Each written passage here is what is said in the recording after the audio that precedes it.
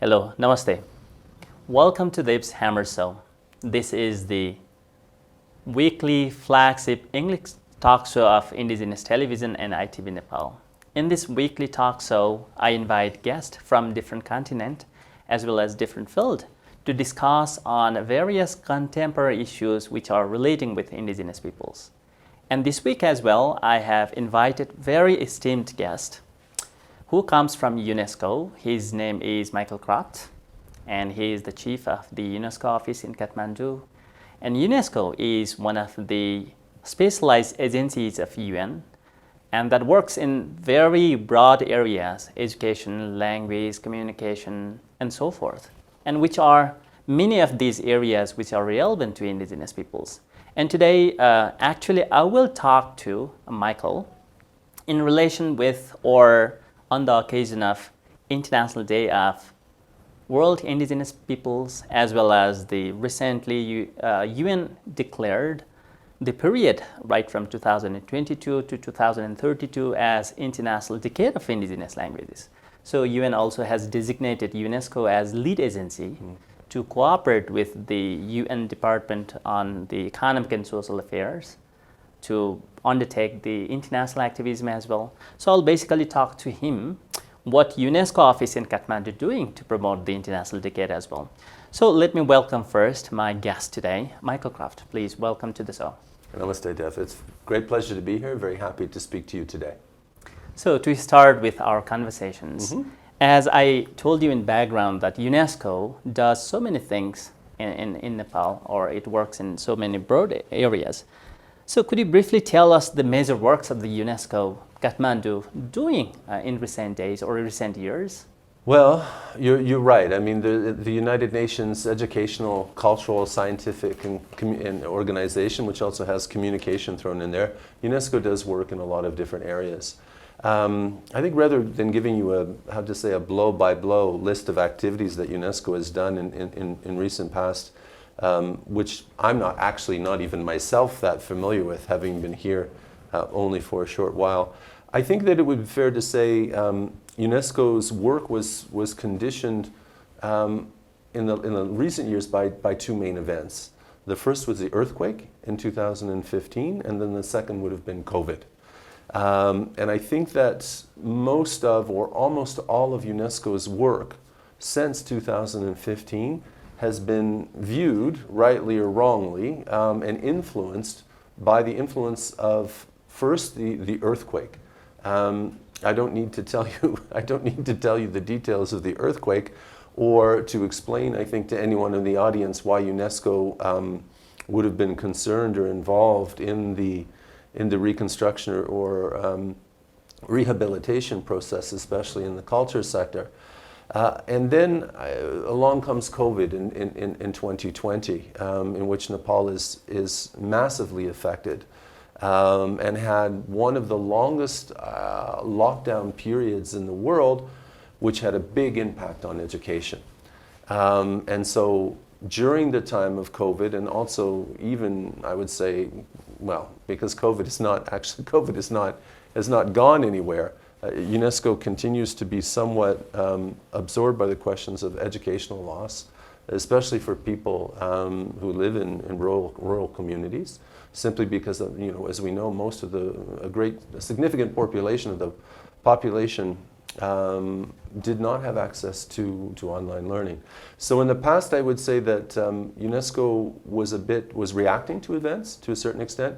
Moving forward, and I think we'll get to that a little bit in our discussion, we want to be a little bit more proactive with what we're doing in terms of a strategy, not really reacting to events, but having a proactive strategy that's a bit more strategic in nature as Nepal itself starts to transform quite rapidly. So, as you elaborated very briefly, not briefly, but in depth, that it shows that the works of UNESCO seems to be very broad, covering the education, also language, communications, and actually the work of the UNESCO itself is to cooperate with other UN agencies in Nepal and also with the government, right? Yes. So as you said, during this COVID even, you worked in actually the UNESCO's role was to promote the educations, right, to the reaching to the grassroots communities. Just I want to know, how does UNESCO cooperate with the other UN agencies as well as in the government, with the government and other stakeholders in promoting your line of work in the areas of special education and language, which are more concerned with the indigenous peoples? Certainly. Right? It's a good question. I think that, well, I'll start with government first. UNESCO is an intergovernmental agency. Nepal is a member state of UNESCO, and we have something that's a little bit different from all the other agencies in terms of a national commission. So every member state has a government body, which is called a national commission, often, as in the case, housed in ministries of education, as is the case in Nepal, which facilitates, in a way, our connection with government, our access to government, and government's access to us. So in any member state, regardless of the context, UNESCO always must, have a very close alignment with government national development priorities. And that certainly isn't the case in Nepal. UNESCO often acts we call the term honest broker. So because UNESCO works so much with ministries on management of education, communication, language, culture, the organization is like an advisor to government. Not so much bringing in massive development projects to develop these different sectors, but advising the government on what should be the priorities. What is the future of education? What is the future of language? So that even as development is occurring, we try to influence the direction, I suppose, of the way that the development is taking. With the other UN agencies, well, we have this mechanism called the country team. And so there's a United Nations country team led by the resident coordinator here. And through the recent UN reform, we can see that the role of the resident coordinator is strengthened. UN coordination is better than it used to be. And so this means that, the UN is more and more speaking with one voice, and more aware. I think the agencies, funds, and programs are aware of what each other is doing. So these mechanisms work quite well. The trick for us comes in terms of what you alluded to. The United Nations, we are the United Nations educational, scientific, and cultural organization, and we also have a mandate for culture, for communication. So where do these things link together? And I think that this is something that UNESCO, to a certain extent, has always struggled to articulate. What is UNESCO? The answer to that question is very important, but it's not always easy. Because people look and say, well, what does science have to do with culture? And what does culture have to do with communication? What I try to, for me, and what I would say is that UNESCO's mandate, I think of sometimes as UNESCO not as a development agency, not even as a technical agency, but I would call our mandate, we have a social mandate. UNESCO functions, as you said, on the things that make us human, on the way that we identify ourselves, the way that we communicate, the way that we learn, the way that we create knowledge, and the way that we share knowledge. UNESCO's mandate is a very human mandate. And I think that's sometimes, articulating that is not always easy, but it also, if I can refer back to what you said, relates back I think this fundamentally is one of the reasons why the organization is naturally drawn to or involved with indigenous issues, because indigenous issues are very much social issues and human issues. And it reflects very much UNESCO's concerns, priorities, and values. From your conversations, I sense that UNESCO is doing a lot, which are concerning with indigenous peoples. As you said, that it gives advice to being an intergovernmental organization. It works closely with the Ministry of Education in Nepal or communications. And for indigenous peoples, obviously, when we talk about the education, the right to education and multilingual education is one of the important. And that is what UNESCO, I guess, is promoting the multilingual education. When you talk about the communication, there is right to communication or right to information alone is not sufficient for Indigenous peoples. And I think UNESCO has to emphasize one more thing is right to information in mother tongue, which is more relevant. And I think during this COVID-19, it proved a lot.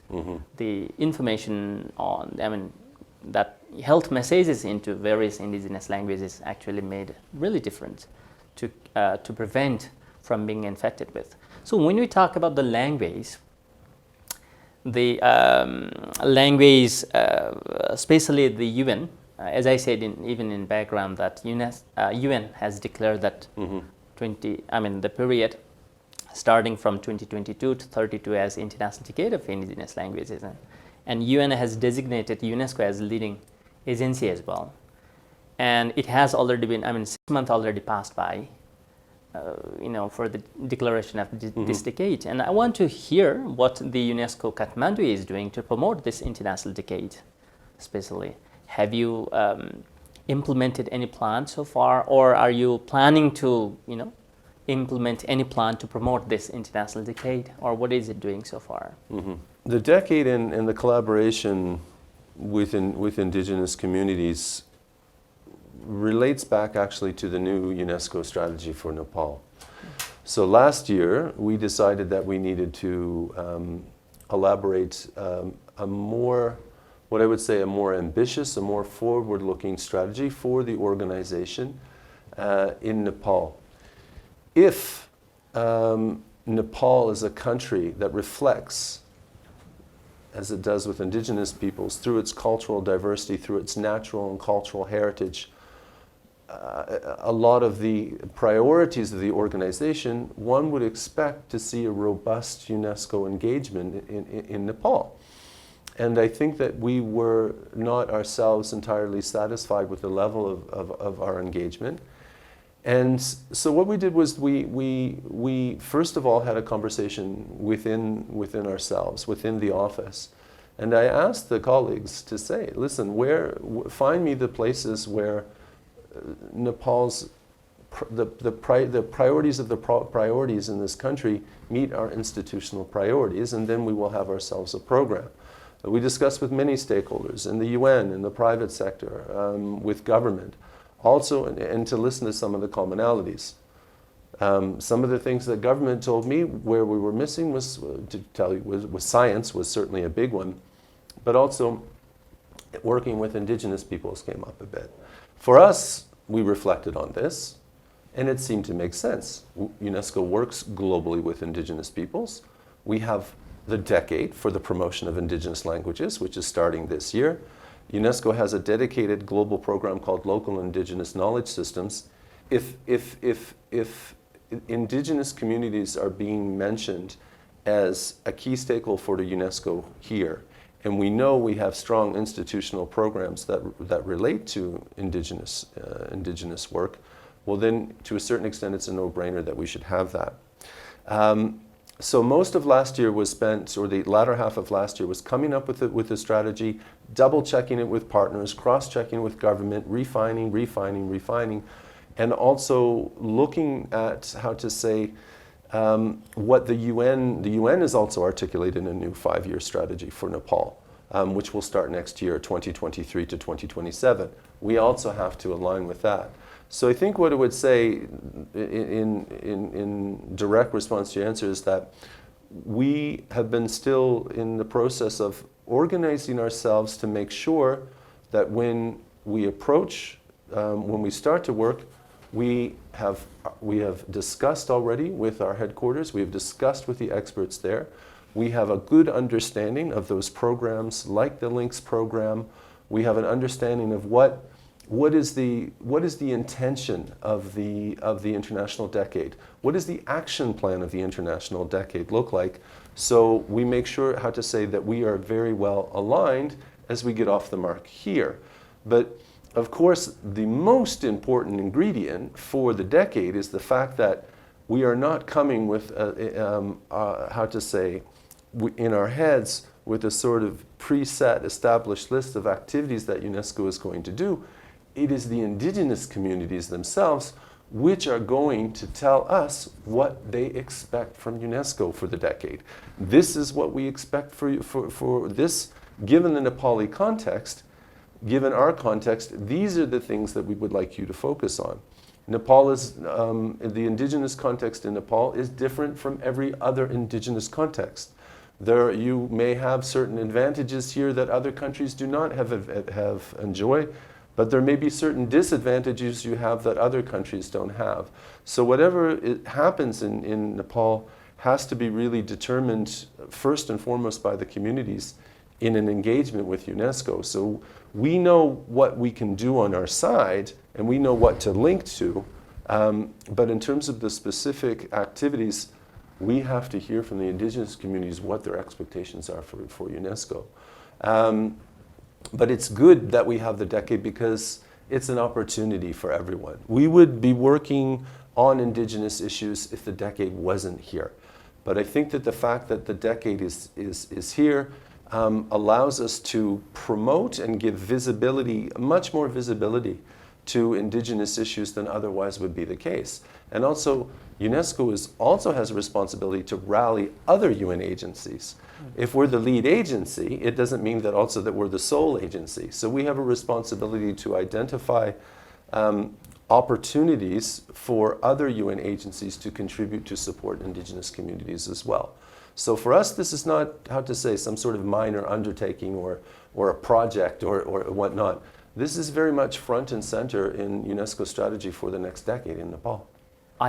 I'm personally happy, and Indigenous Television is happy that UNESCO is giving priority for the partnership with these stakeholders, including with Indigenous peoples. And one of the aims of the Global Action Plan of International Decade of Indigenous Language is to ensure the international cooperation, joint and coordinated effort, including with the Indigenous peoples. And I'm really happy that UNESCO is doing it. But and another thing is under the Global Action Plan is to, as you rightly said, that UNESCO is not going to say, oh, let's do this activities and that one. But there is context that Global Action Plan is there. But Yes. there is also importance, as you rightly emphasize, that it needs to be localized with. But that localization should come from, right, from the bottom up. Yes. And in that way, does UNESCO have any plans to conduct any consultations with the indigenous peoples and formulate a kind of national action plan to promote the international decade? Mm-hmm. Yes, we do.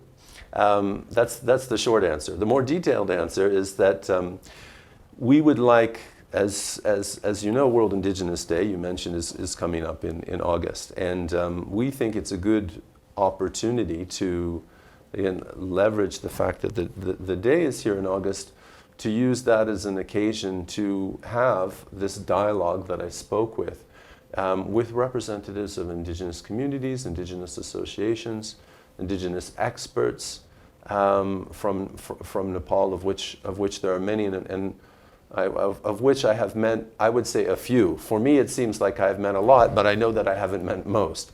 And so we have this consultation planned for a week or two following the day. And basically it's for us, we will be organizing this in partnership with NEFIN. And the idea is for us, it's really more of a listening exercise. We are interested in hearing from the different stakeholders and identifying, I suppose, in their remarks and recommendations, some sort of commonality around particular points that seem to be of common concern. Something that how to say, everyone agrees on.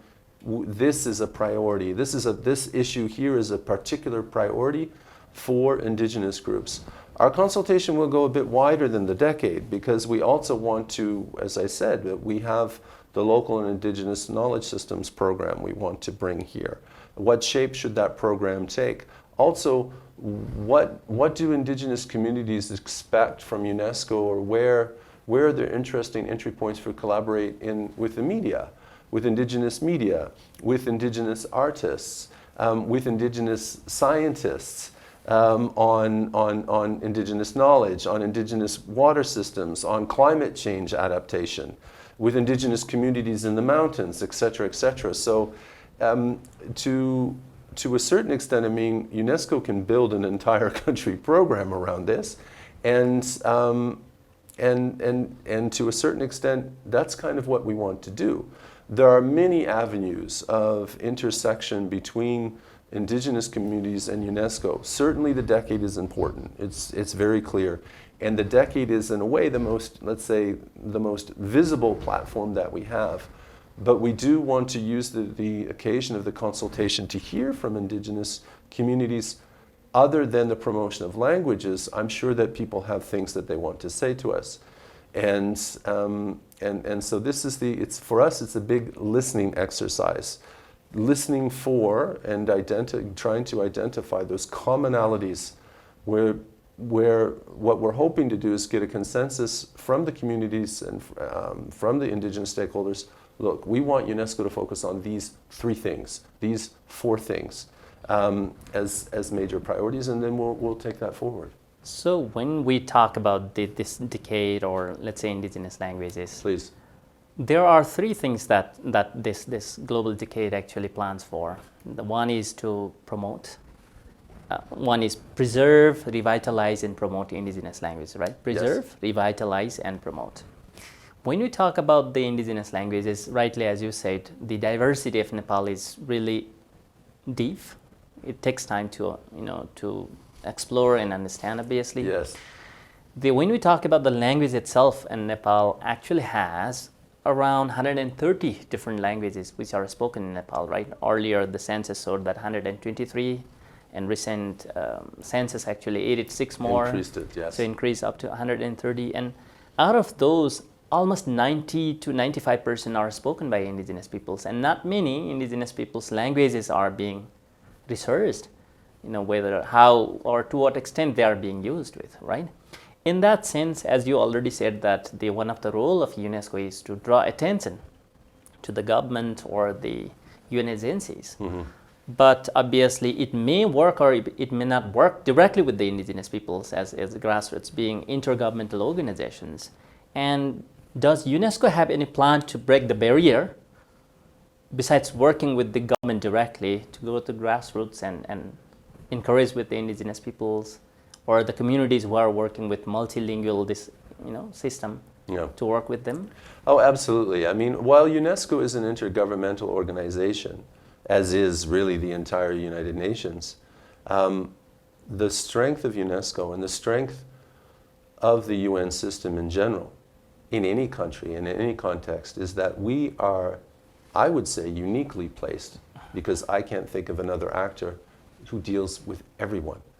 UNESCO and the UN work directly with government. We work directly with other member states. We work with civil society. We work with academia. So we are not limited in our work we can work with anyone. Anyone in civil society, and we can work with the private sector. The private sector also is very important for our work, because they have, they bring interesting resources and energies to all sorts of different questions of development. So this gives us, I think, it's a particular advantage. We take our cue from the government, from the national development priorities, but the nuance really comes from the civil society. Government sort of establishes the parameters of development, because the government is the ultimate authority for development. But within those parameters, certainly in a context like Nepal, which is a free and functioning democracy, we have a lot of room to maneuver in terms of our programming. And so the advantage also is that we can also make the link with government, because we have direct access to government. So when there are important things that the government should look at or should consider, or isn't particularly aware about, or an opportunity that Nepal has that just wasn't on the government's radar, the UNESCO and the United Nations system in general is uniquely placed to sort of bring that to them. So we can also be important advocates for indigenous communities within the government itself. because we have, how to say, a lot of direct knowledge about the contributions that Indigenous communities can make to the sustainable development of the country. For me, it's not about doing things for Indigenous communities. It's what Indigenous communities, it's the potential that Indigenous communities represent for as a driver, as a key component of sustainable development in Nepal and in any country, really. The interesting thing is when we talk about Nepal, or when you talk especially about Nepal, that you say that Nepal is more than the highest peak, I mean, the Mount Everest or natural beauty. Obviously, we had a conversation just like that you just emphasized with. It is rich in terms of cultural diversity and indigenous knowledge, as we said. And the women, or indigenous women, actually have a great role to, preserve, promote the cultural diversity as well as indigenous knowledge. And this year's the theme of International Day of World Indigenous Peoples itself is the role of indigenous women in preservation and transformation of this indigenous knowledge, right? Yes. And one of the, I think the theme of the UNESCO is to promote the gender and the inclusion also with the youth. And when we talk about the gender, the larger woman's picture basically come, right? So in that sense, how does UNESCO prioritize or give priority to the women from minority groups or indigenous groups, or this sort of segregated or backwarded women to come to the front in your larger gender inclusion and youth programs? It's a good question. First of all, you're right that that UNESCO has two global priorities, and one of them is gender equality. We see, if we look at the case of Indigenous women, we see we're putting out, how to say, that we're prioritizing the decade, we're prioritizing our collaboration with Indigenous groups. We say in our new strategy, and we say it publicly, that we have two key constituencies in Nepal that we are interested in: young people and Indigenous communities. Those for us are the two key communities, because the young people, in terms of their creativity and energy, have so much to contribute to sustainable development. Indigenous people, especially science, knowledge, traditional practices which, how to say, are closer to nature than those that we have of modernity, which aren't serving us very well. So if we want to achieve sustainable development in Nepal or anywhere else, we have to work and valorize the work and see what the contribution of young people, and we have to see the contribution of Indigenous people. And then, so for us, you could say almost in a way, our target beneficiary, our perfect beneficiary, if I would call it that, or partner, is a young Indigenous woman. You have met my engagement specialist. She is a young Indigenous woman. I could also invite you to take a walk around my office. There are other Indigenous other Indigenous colleagues working here, and you will see very quickly that also most of the people who work in UNESCO are women. So I would like to think that, how to say, as an organization, we try to walk the walk, including talking the talk. Now, if we go to specific activities, this again is something that for us, we are now in listening mode, and I would expect to hear in some of the discussions that will take part around World Indigenous Day. Because to tell you the truth, I mean, I look to my colleagues, I look to Barsha, and I look to the Indigenous community to tell me what we need to be doing for Indigenous women and Indigenous girls. Actually, not what we need to be doing for, how we need to be interacting with them. And again, our idea is we are here to not so much do things for the communities, but to valorize, to shine a spotlight, to come alongside and say, this particular act, tradition, knowledge, whatever it is, has value, a lot of value in today's world. We think this is important, and we are not just anyone, we are UNESCO. And so the idea is, as I said, is to valorize and highlight practices and traditions and knowledge which go a little bit under the radar now, but we need to get back to desperately if we are going to, survive into the next century as a species.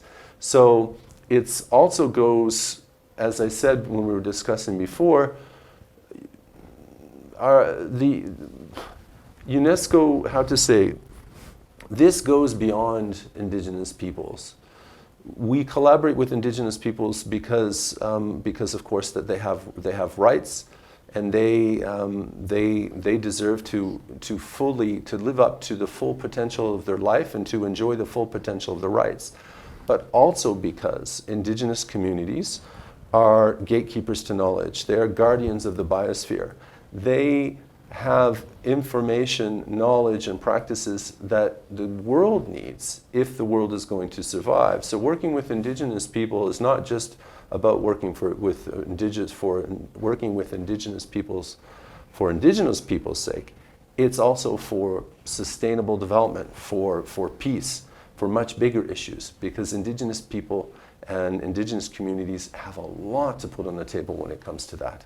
So we talked a lot, and my questions are more with specific issues about the Indigenous peoples, their languages. I believe that Indigenous television's concerns or specializations with the Indigenous peoples. I don't have any questions to ask you, but at last, if you want to aid on anything besides these Indigenous issues or Indigenous peoples, the concerns that I have talked to, but the larger areas that UNESCO is doing, or anything that you want to emphasize at last.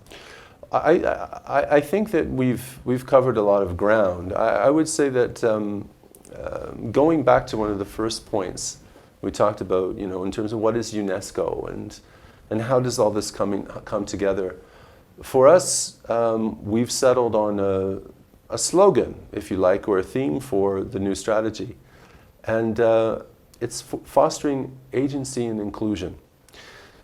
Sometimes, to be a bit provocative in discussions, I tell people that I'm not here to do anything.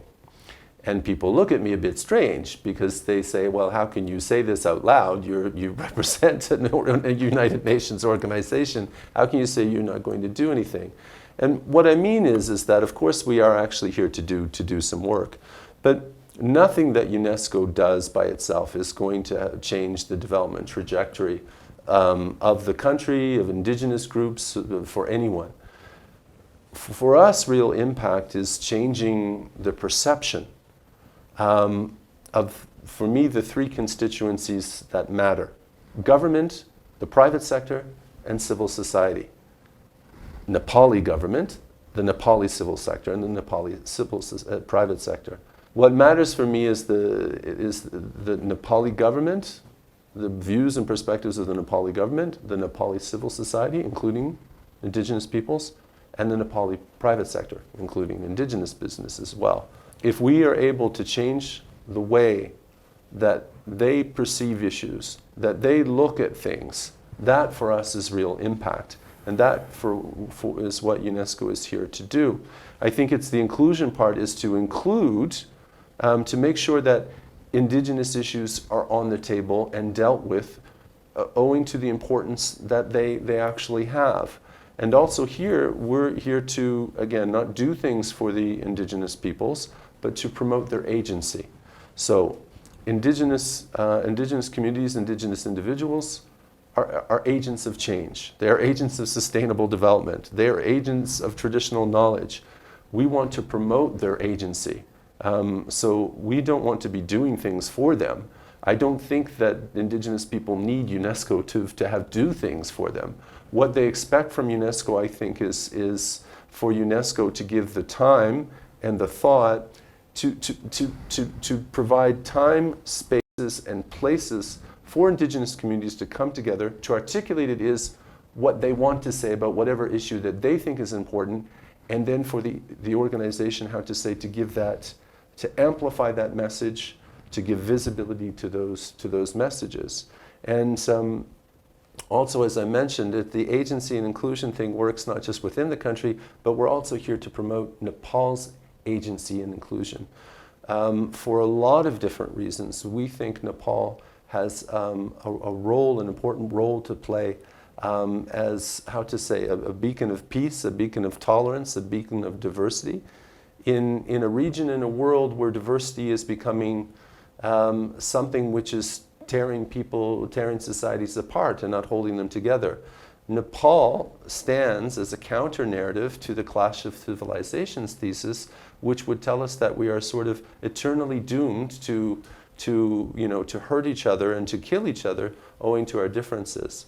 But in Nepal, this difference, this mix, is the essence of what Nepal is and what Nepal stands for. And if you ask me, in my humble opinion, as a foreigner, I would say that if I was a Nepali, it would be the thing that I would be most proud about.